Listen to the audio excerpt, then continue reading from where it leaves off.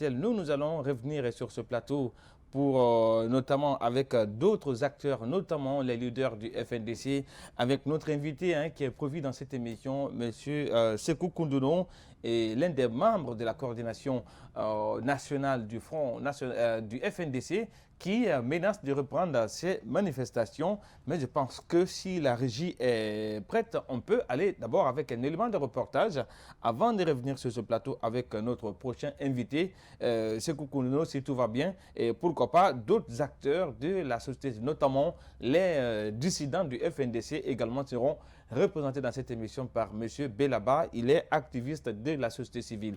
On suit cet élément de reportage et on revient après avec un autre acteur. Le procès des membres du FNDC a démarré mercredi 10 juin 2020 au tribunal de première instance de Dixine. Oumar Silla Foniki Mangué était sur le box des accusés. Un procès expéditif des membres du FNDC dénonce Youssouf Kamara, membre du Front. Au moment où nous parlons, il ne devait pas y avoir de procès. Parce que dans un état de droit, nous devons interpeller un citoyen conformément au principe de convocation. Mais cela n'a pas été le cas. C'est des gens qui ont été kidnappés. Donc, ce procès, c'est juste une formalité. C'est une façon davantage pour l'État d'intimider ces jeunes, pour leur dire à l'avenir, il ne faut plus résister face à la volonté du dictateur Alpha Condé. Alpha Condé et son administration, tout ce clan, ils ne dépassent pas 500 Guinéens. Ses ministres et d'autres acolytes, ils sont minoritaires par rapport au peuple. C'est au peuple de rester solidaire, de mettre de côté nos positions politiques, ethniques et autres pour que nous puissions faire face à l'ennemi commun. Parce que je pèse mes mots, et quand un gouvernement est capable de prendre des armes pour tirer sur sa population, ce n'est plus l'adversité. Plus de 200 membres du FNDC sont actuellement sous les verrous à travers le pays. Des personnes anti-nouvelle constitution et troisième mandat pour le président Alpha Condé arrêtés avant, pendant et après le double scrutin du 22 mars 2020. Ce citoyen craint une justice à double vitesse. Vu ce que nous voyons toujours dans ce pays, bon, on espère tous que ça aboutisse, que la justice fera peut-être cette fois-ci le contraire de ce que tout le monde attend, c'est-à-dire qu'il y ait transparence. Nous allons continuer à appeler au calme, que nous laissons la justice faire son travail. Comme je l'ai toujours dit, même si peut-être il y a des doutes, mais que la justice fasse son travail et que les choses soient partagées équitablement et que la population essaie de se calmer. Les membres du FNDC ont été ramenés à la maison centrale de Coronti, une attitude que les avocats de la défense condamnent avant de souhaiter la libération pure et simple de leurs clients qui, selon eux... De retour dans cette émission Starcom avec également un autre invité qui est déjà au bout de fil, M. Belaba. Il est activiste de la société civile, dissident du FNDC et président de la structure Jeunesse Citoyenne. M. Ba, merci d'être avec nous sur Star 21 TV. Bienvenue dans Starcom. Merci beaucoup. Je ne suis pas un dissident, je suis membre du FNDC. Parce que je partage les idéaux du FNDC, mais bien évidemment, nous ne sommes pas d'accord sur certaines pratiques qui se font au sein du FNDC. Alors, il faut le dire que, M. Belaba, l'actualité reste politique reste dominée par cette menace de reprise du FNDC qui est désormais claire parce qu'on annonce un calendrier qui sera publié aujourd'hui même, lundi 15 juin, sur les manifestations du FNDC. Vous, en tant que membre, comme vous le réclamez toujours du FNDC, comment est-ce que vous apprenez, quelle est votre lecture sur cette menace du FNDC portant reprise des manifestations?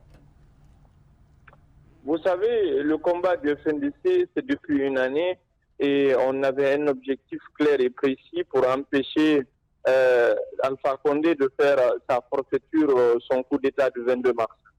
Nous avons essayé de résister très bien. On a prouvé à l'opinion nationale et internationale que c'est un forcing, mais ça n'a pas empêché aujourd'hui la dictature d'Alpha Condé de promulguer un chiffon. Et aujourd'hui, il est dans la dynamique d'annoncer encore sa candidature pour être un petit roi en Guinée. Donc le contexte change catégoriquement et il faudrait qu'on soit capable d'être à la hauteur des enjeux de notre pays. On ne peut plus continuer à appeler des manifestations pour des manifestations. On doit aujourd'hui avoir un plan clair et précis pour faire partir Alpha Condé. Ça doit être un objectif clair qu'on s'assigne et qu'on ne divague pas et on ne perd pas le temps assez. Vous savez qu'on vient de sortir, ou bien on n'est même pas d'abord sorti du Covid-19, avec l'impact sanitaire et surtout économique, l'extrême pauvreté. On a un État voyou qui n'a pas du tout aidé les citoyens dans quoi que ce soit. Le carburant qui devait revenir à 5 000 francs, on a continué à le vendre à 9 000 et les gens s'en sortent très difficilement. Donc, dans mon analyse, ce n'est pas opportun aujourd'hui de faire une manifestation durant juin.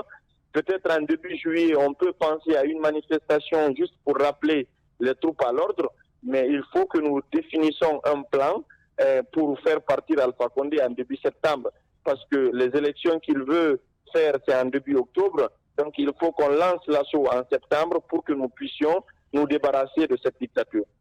Monsieur Bellaba, quand vous dites que l'opportunité n'y est pas par rapport notamment à ces reprises des manifestations du FNDC, tout ce que vous décrivez là, crise sanitaire, difficulté à joindre des débouts des citoyens, est-ce que en tant qu'acteur de la société civile, ce n'est pas des prémices d'une valeur ajoutée qui pourrait donner un autre élan au combat du FNDC? Et quand vous parlez de plan, voilà, je me pose la question, qu'est-ce qu'il faut prévoir comme plan? Qu'est-ce que vous proposez réellement? Vous savez, comme j'ai eu à vous le dire, on a passé une année de travail et de dur labeur. Les antennes, aujourd'hui, il y a nécessité de discuter avec eux à la base. Il faut travailler comment faire des manifestations en Haute-Guinée, parce que ce combat citoyen n'est pas un combat contre une communauté, ce n'est pas un combat pour une communauté. C'est un combat pour la Guinée et pour les Guinéens. Il faut un travail de sensibilisation très profond. Et donc, une précipitation, forcément, ça risque de nous faire perdre la face, alors qu'on ne doit pas se le permettre à date. Quand je parle de plan de départ d'Alpha Condé, aujourd'hui, il faut qu'il y ait une réflexion commune entre les acteurs politiques, les syndicats, la société civile, la diaspora, pour parler comment faire partir Alpha Condé et comment engager une transition politique, sur quelle durée, avec quel gouvernement, avec des objectifs clairs et précis. C'est dans ça qu'on peut nous prendre au sérieux, c'est dans ça qu'on peut savoir effectivement qu'on est dans une logique de combat et qu'on n'est pas juste là pour manifester, pour peut-être éventuellement parler d'un dialogue ou parler de quoi que ce soit. Aujourd'hui, le contexte change catégoriquement. La Guinée est sans constitution de nos jours. La constitution valable du 7 mai 2010 est bafouée. On est en train de faire passer des lois liberticides au niveau de l'Assemblée, sur les médias et à la fois sur le code électoral. Donc on est dans un contexte avec des enjeux plus forts, avec des enjeux qui nécessitent une réflexion commune et pas des précipitations pour que nous puissions débarrasser la Guinée d'une nouvelle colonisation. Monsieur Bellaba, que dites-vous de ces cas d'arrestation? Vous-même, vous êtes passé par là. Est-ce que vous voulez que le Front National croise les bras face notamment à toutes ces arrestations de ces partisans et pourquoi pas responsables à travers le pays? Vous-même, vous êtes l'un des exemples de ces arrestations. Est-ce que, selon vous, le Front doit croiser les bras face à ces arrestations? Il est vrai que ces arrestations nous touchent énormément, mais il faut le dire, c'est l'arme de la dictature pour faire taire les gens. Jamais quelqu'un qui est en prison n'est préoccupé pour le fait qu'il soit en prison. Quand j'ai été kidnappé et arrêté, ma préoccupation profonde, c'est comment Alpha Condé n'allait pas pouvoir faire passer ce coup d'État. On ne s'est pas assis à cause de vous également. On a marché, les gens ont continué à démarcher pour vous. Et vous voulez qu'on fasse notamment le contraire pour les autres? Non, pas du tout. Vous savez, comme je vous le dis, une précipitation sans un objectif clair et précis, on risque de passer à côté. Aujourd'hui, est-ce qu'on manifeste vraiment pour les cas de kidnapping et des arrestations? Ça serait une première quand même, soyez d'accord avec moi, dans le combat du FNDC. Peut-être ça serait bien. Est-ce que le contexte s'y prête avec la crise sanitaire, avec la crise économique? Est-ce que le contexte se prête avec tous les enjeux que nous avons? Moi, je crois qu'actuellement, c'est un peu tôt. Et il y a nécessité, les avocats sont en train de faire un grand travail là-dessus. On peut continuer à alerter, à communiquer là-dessus. Mais l'enjeu qui est le plus grand, c'est comment faire partir Alpha Condé. Et on ne peut pas faire partir Alpha Condé avec de la précipitation, avec encore juste des démotivations à la base et surtout une capacité de communiquer avec les antennes sur ce qu'on veut faire. Est-ce qu'on veut juste manifester pour libérer les citoyens et on s'arrête là? Quel est le plan que nous avons? Voilà pourquoi j'évoque la nécessité d'une réflexion commune sur un plan. Mais on ne peut pas continuer à manifester juste pour manifester et juste à perdre à la fois des éléments et à la fois aussi d'augmenter les kidnappings alors qu'on n'a pas un objectif clair et précis. Alors, M. Belaba, on reste désormais sur vous parce qu'on connaît votre position par rapport à ces manifestations. Mais je rappelle que lors de la conférence de presse des membres, des leaders notamment du FNDC, on les a interrogés par rapport à votre cas, vous, entre griffes, le dissident du FNDC, même si vous dites que vous êtes toujours membre. Ils estiment que vous étiez, je paraphrase leurs mots, si vous permettez, que vous êtes des moutons qui se sont rapprochés du FNDC pour avoir du prix à l'approche de la fête de Tabaski. Qu'est-ce que vous étiez avant le FNDC et qu'est-ce que vous avez apporté au FNDC aujourd'hui, après notamment votre sortie médiatique par rapport à la gestion? En fait, ça fait rire un peu. Vous savez, chacun a son parcours. Sa modestie, je vais essayer de le décliner un peu pour qu'on sache qui est mouton et qui n'est pas mouton.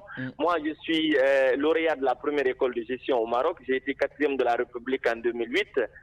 J'ai fait un parcours professionnel que les gens connaissent. J'ai été chef département économie à la Société Générale.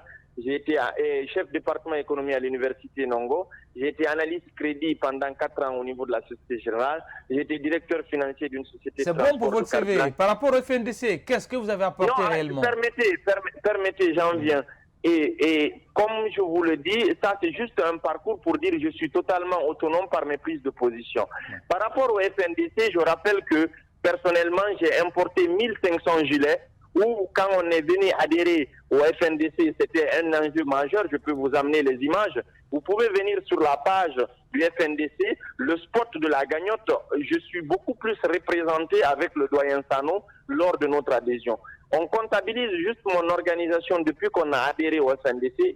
On a mobilisé plus de 30 millions, à la fois pour libérer des citoyens, à la fois pour leur donner à manger, à la fois pour assister à leur famille, à la fois pour assister à des blessés.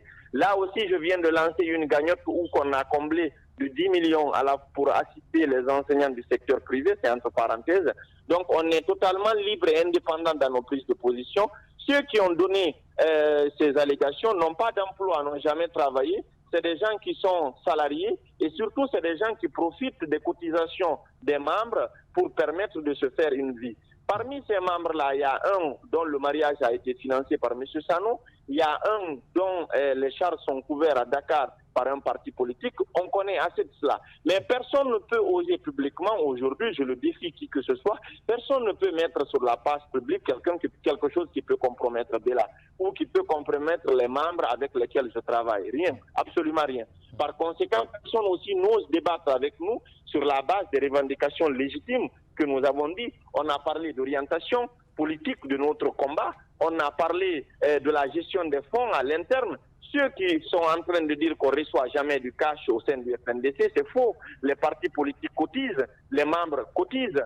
Il y a même eu un document qui a circulé où ça atteste une réception de $1000 de fonds qui est attestée par Koundounou, entre autres. Donc c'est pour vous dire, c'est des gens qui n'ont pas un peu la discipline financière de travailler pour faire un compte-rendu fidèle à des membres. Et on a parlé de l'immixtion de M. Sano dans le fonctionnement des antennes à l'international, entre autres en Belgique. Comment vous pouvez comprendre que quelqu'un qui a dirigé trois manifestations au Parlement de Bruxelles, qui a agi pour empêcher toute élection à Bruxelles, qu'un beau jour que vous voyez une décision de M. Sano ne le reconnaissant plus comme coordinateur? Vous savez, il faut qu'on soit un peu reconnaissant à travers le travail de ce que les gens sont en train d'effectuer. Donc, aux États-Unis, M. Sano a imposé le leadership de Souleymane Condé, d'un jeune que j'admire très bien, qui se trouve à Boston. Mais Boston est très éloigné de New York. New York, c'est la communauté guinéenne qui est la plus forte là-bas. On refuse qu'il y ait une antenne du FNDC à New York et on veut que tout soit à Boston. C'est une logique d'une petite dictature. Et comme j'ai eu à le dire aujourd'hui, je suis très pessimiste quant à la capacité de M. Sano de parvenir à faire partir Alpha Condé. Malheureusement, nous sommes pris par le temps. M. Belaba, on voudrait bien continuer avec vous, notamment pour parler des dessous, et notamment de votre positionnement désormais vis-à-vis du FNDC, mais ce n'est que partie remise.